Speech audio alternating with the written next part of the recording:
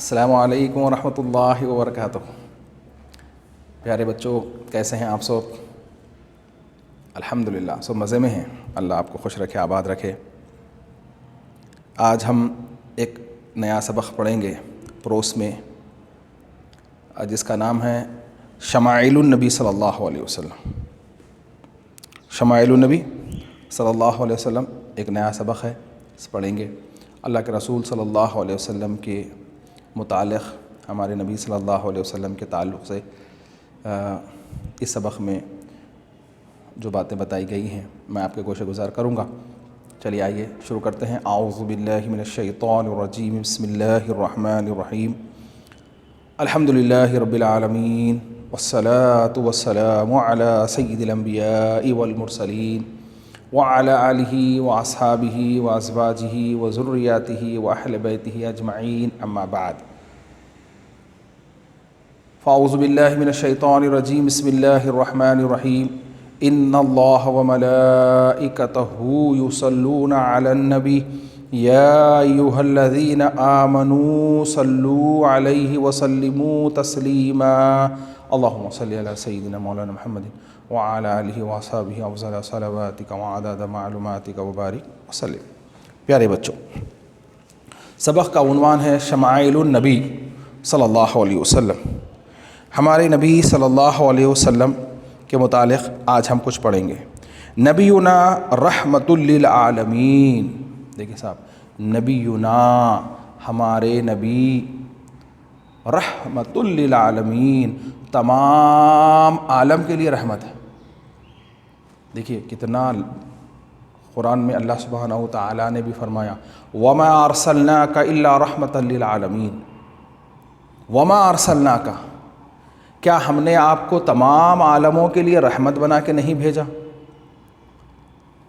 آپ کو جان کر خوشی ہوگی کہ جس دنیا میں ہم رہتے ہیں وہ ایک عالم ہے، ایسے 70,000 عالم ہیں۔ اللہ کے رسول صلی اللہ علیہ وسلم صرف اور صرف مسلمانوں کے لیے رحمت نہیں ہے، کافر کے لیے بھی رحمت ہے، جنات کے لیے بھی رحمت ہے، جو آپ کو مانتا ہے اس کے لیے بھی، جو آپ کو نہیں مانتا اس کے لیے بھی رحمت ہے۔ یعنی آپ کو اللہ کا نبی نہیں مانتا اس کے لیے بھی رحمت ہے۔ آپ ایک واقعہ میں آپ کے گوشہ گزار غالباً سابقہ میں کیا ہوں یا نہیں تو آپ کا پہلی بار تو ہوگا کہ ایک معرکے میں، ایک غزوے میں اللہ کے رسول صلی اللہ علیہ وسلم شریک ہوئے تو جنگ کا یہ قانون تھا، یہ دستور تھا کہ صبح جنگ شروع ہوتی، پھر جو ہے دوپہر کے وقت جب دھوپ بہت تیز ہو جاتی تو جنگ کو روک دیا جاتا، پھر جو ہے کچھ دیر آرام کر لینے کے بعد، کھا لینے کے بعد پھر جنگ شروع ہوتی۔ تو ایسے ہی ایک وقت میں دوپہر کے وقت آرام کے لیے آپ اللہ کے رسول صلی اللہ علیہ وسلم آرام کرنے کے لیے ایک درخت کے نیچے اپنی تلوار، درخت کے نیچے لیٹ گئے اور اس کی ایک ٹہنی کو اپنی تلوار لٹکا دیے، کیونکہ عرب میں ریگستان زیادہ ہوتا ہے تو جھاڑ وغیرہ نہیں ہوتے، سایہ زیادہ گھنا نہیں ہوتا، تو الا ماشاء اللہ وہاں اتنی ہی سایہ تھا کہ ایک شخص آرام کر سکے۔ اللہ کے رسول صلی اللہ علیہ وسلم اکیلے آرام فرما رہے، صحابہ جہاں جہاں سایہ ملا وہاں آرام کرنے کے لیے چلے گئے۔ ناگہا اسی وقت جب سرکار آرام کرنے کے لیٹے ہوئے ہیں، آنکھ بند ہیں، ایک ڈس بلیور آیا اور اس جھاڑ پہ سے تلوار کو نکالا اور اس کو انشیٹڈ کیا، جو کر کے جو ہے آپ کے پر کھڑا ہو گیا تلوار تان کے، اور کہنے لگا کہ اللہ کے رسول صلی اللہ علیہ وسلم کی آنکھ کھلی اور آپ نے دیکھا تو پوچھا، who will save you from me, من یمنعک منی، آپ کو مجھ سے کون بچا سکتا ہے؟ دیکھیے صاحب، کوئی بھی نہیں ہے، کوئی صحابی رسول نہیں ہے، کوئی نہیں ہے، آپ اکیلے ہیں، وہ بھی اکیلا ہے، ہاتھ میں تلوار ہے، وہ بھی انشیٹڈ ہے، کھلی ہوئی ہے، برہنہ تلوار ہے، اب وہ آپ سے یہ کہہ رہا ہے، آپ کو مجھ سے کون بچا سکتا ہے؟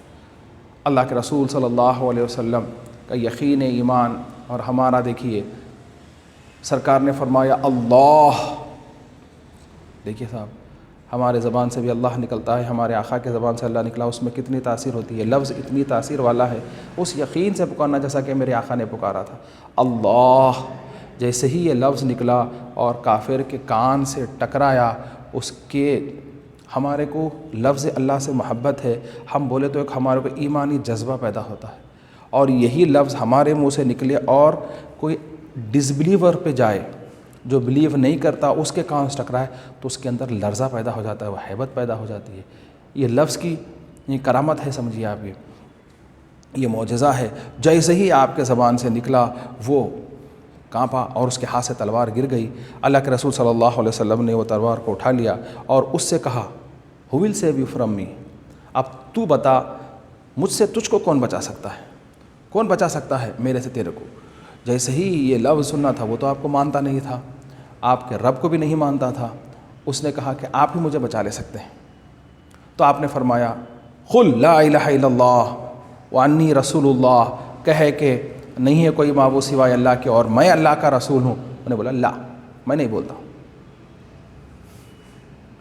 اس کے باوجود سرکار کی جان لینے کے لیے آیا، سرکار جو بولے نہیں سنتا بولا، اس کے باوجود اللہ کے رسول صلی اللہ علیہ وسلم نے اس کو معاف فرما دیا۔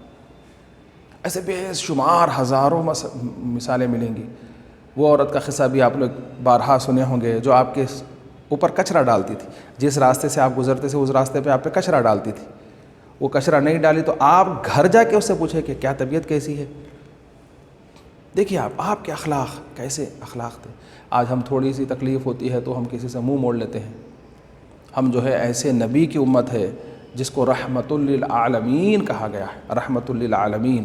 تو پہلا لفظ ہی دیکھیں، نبینا رحمت للعالمین، ہمارے نبی رحمت للعالمین ہیں۔ وہوا منہ اللہ للمؤمنین ورحمت للجمیع المخلوقات، وقال تعالی فی وصفہ وما ارسلناک الا رحمت للعالمین، اور وہ ایمان والوں کے لیے اللہ کا ایک عظیم احسان ہے۔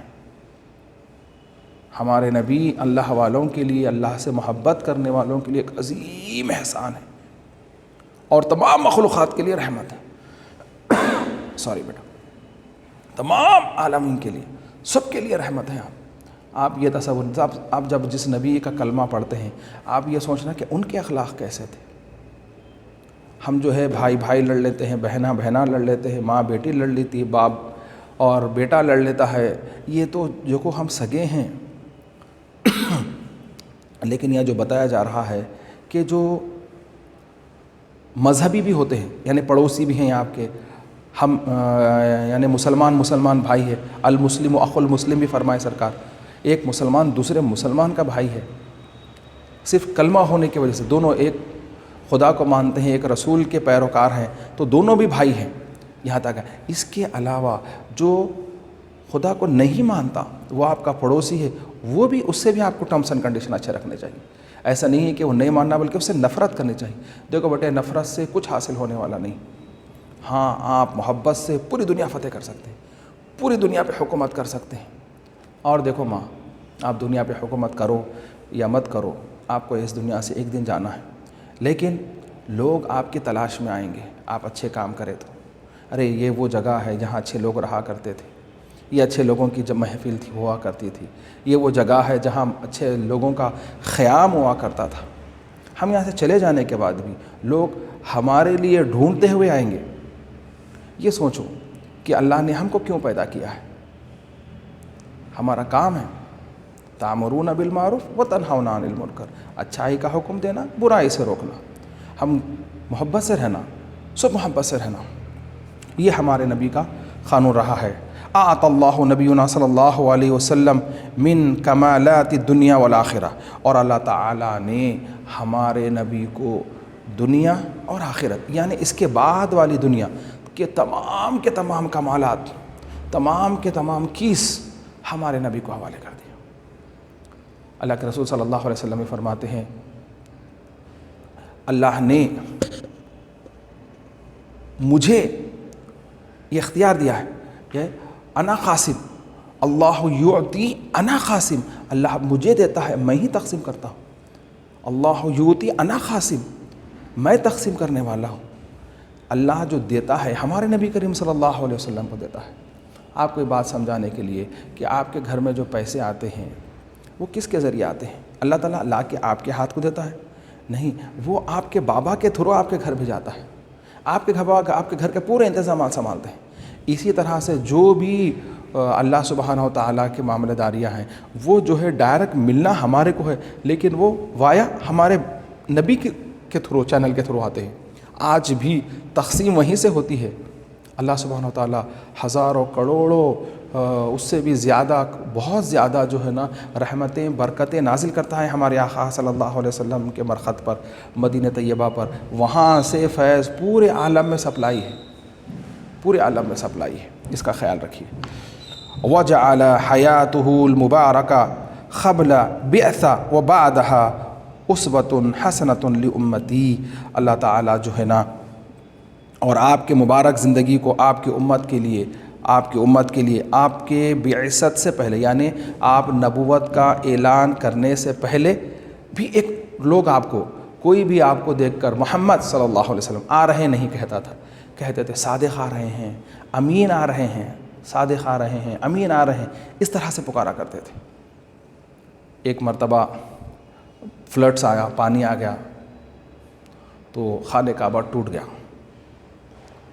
پھر اس کی تعمیر کرے تب بنا دیے، مگر اب سنگ اسود جو پتھر ہے وہ رکھنے کی باری آئی، کون رکھنا؟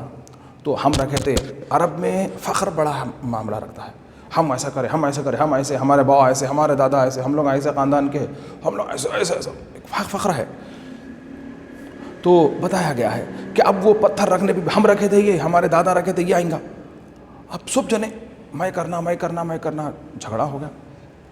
تو پھر بعد میں یہ تصویب ہوا کہ بھئی کیسا ہوگا، ایسا ہوا تو خون خرابہ ہو جائے گا، ہم کو لڑنا نہیں چاہیے، کیا کریں گے؟ ایک راستہ نکالیں، ایک فارمولہ بنائیں، وہ یہ کہ کل صبح ہم آ کے یہاں پر بیٹھ جائیں گے چھپکے سے، اور مکے میں سب سے پہلے جو انٹر ہو رہے ہیں ان کو دیکھیں گے، جو سب سے پہلے مکے میں آیا اس سے فیصلہ کرائیں گے، انہوں جو بولے وہ بات سن لیں گے، ٹھیک ہے؟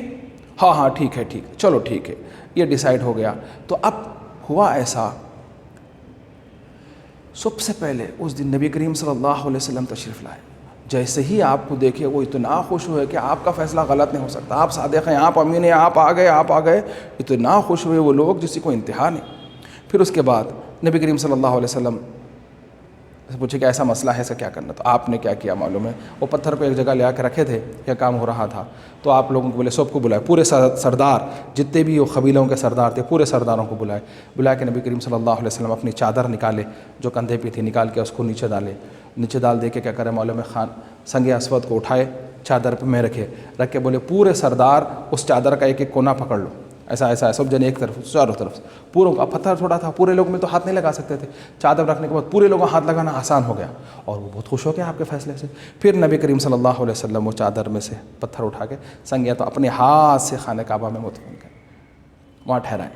دیکھیے آپ، ایسے ہمارے سرکار تھے، ایسے ہمارے سرکار، کیسے ہمارے سرکار کے اخلاق ہے، دیکھیے آپ، بیسے سے پہلے، ابھی نبوت کا اعلان نہیں کرے اس وقت بھی آپ کے معاملہ داریاں ایسے تھے، اب نبوت کا اعلان کرنے کے بعد بھی اور زیادہ، پہلے بھی پھر اس کے بعد بھی ہمارے سرکار کی زندگی ہمارے لیے مشعل راہ ہے، ہم کو کیسا بننا چاہیے، ہم کو کس کو آئیڈیل بنانا چاہیے، کس کو رول ماڈل بنانا چاہیے، کس کو اپنا ہیرو بنانا چاہیے، تو وہ ہمارے آقا حضرت محمد مصطفیٰ صلی اللہ علیہ وسلم کو اپنا رول ماڈل بنانا چاہیے۔ ان کی زندگی، وہ کیسا دوستوں میں کیسا رہتے تھے، وہ جو ہے اپنی بیوی کے ساتھ کیسا رہتے تھے، وہ جنگ میں کیسا تھے، وہ امن میں کیسا تھے، ہاں وہ اکیلے رہے تو کیسا رہتے تھے، مل کے رہے تو کیسا رہتے تھے، کس طرح کی گفتگو کرتے تھے۔ ہمیشہ ہم اگر سرکار کی زندگی کو اپنی مشغل، اپنی زندگی بنا لیں تو لوگ تو ہمارے کو اچھا بولیں گے ہی بولیں گے، وہ عمل ہمارے رب کی بارگاہ میں قابل قبول ہوں گے،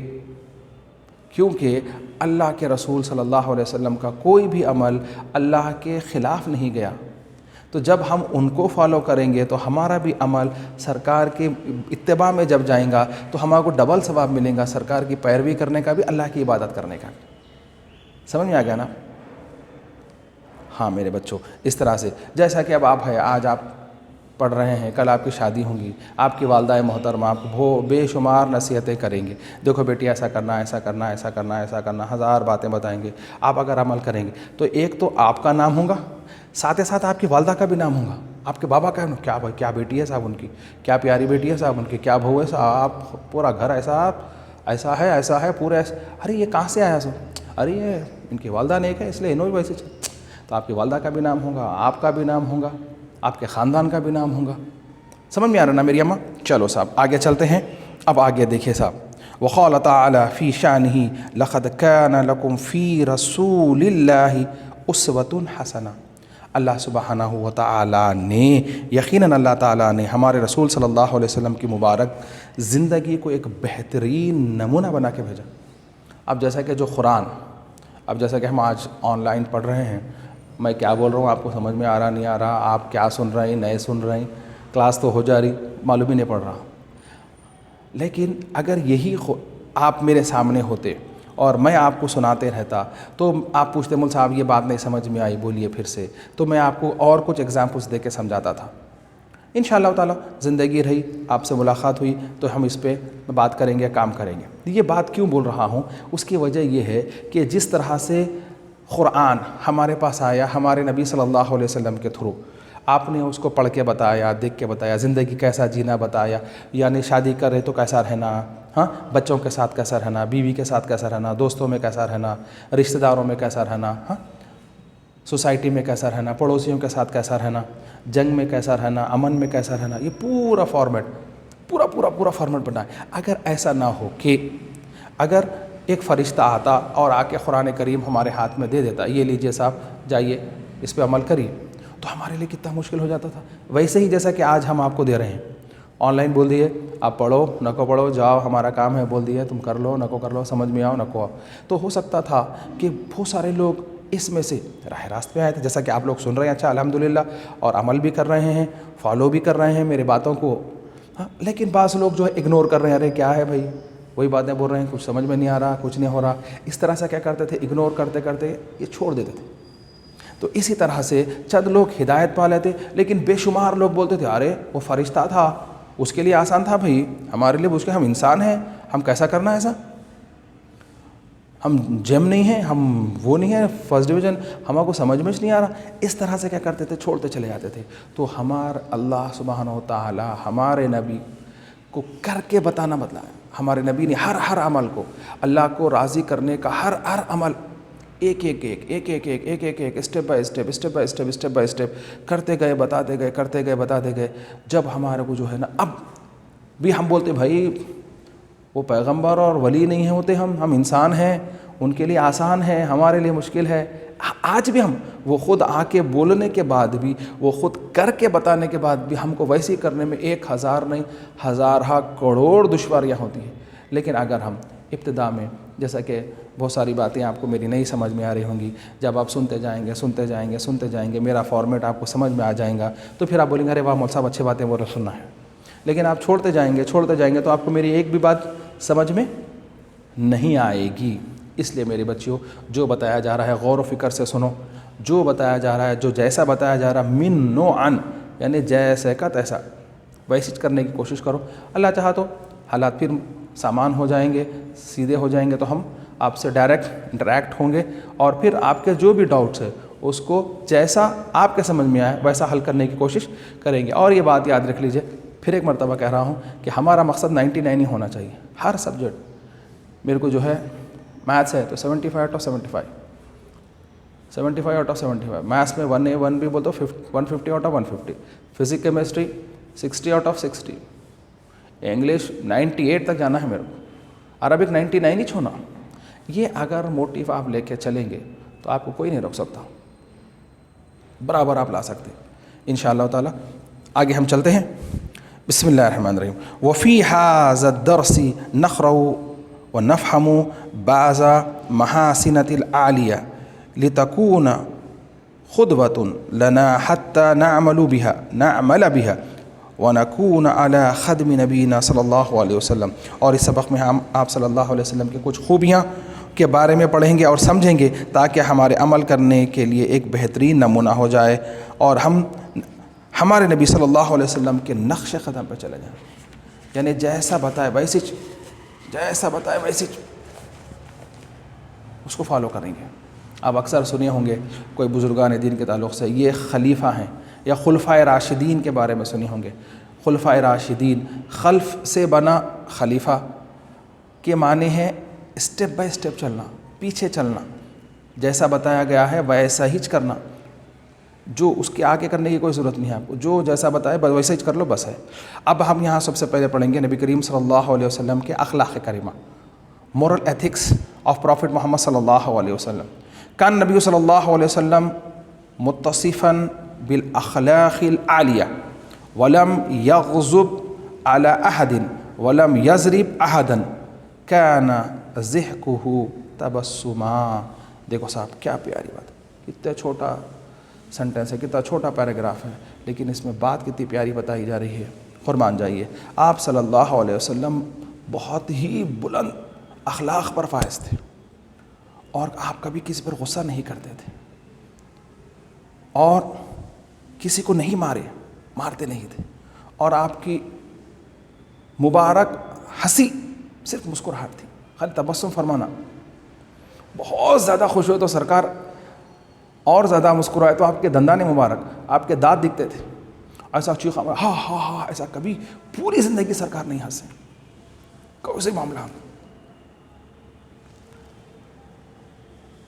ایک بات یاد آتی ہے، ایک صحابیہ رسول تھے، جو جتنے بھی صحابہ تھے وہ آ کے سرکار کے پاس اپنے تکالیف، ہمارے کو یہ پریشانی ہے سناتے جاتے تھے، دنیاوی اخروی، ایسا ہوا یا رسول اللہ، میں ایسا کرا یا رسول اللہ، میں ایسا کرا یا رسول اللہ، میں ایسا کرا یا رسول اللہ۔ اللہ کے رسول صلی اللہ علیہ وسلم ان کی باتوں سے غمگین ہو جاتے تھے۔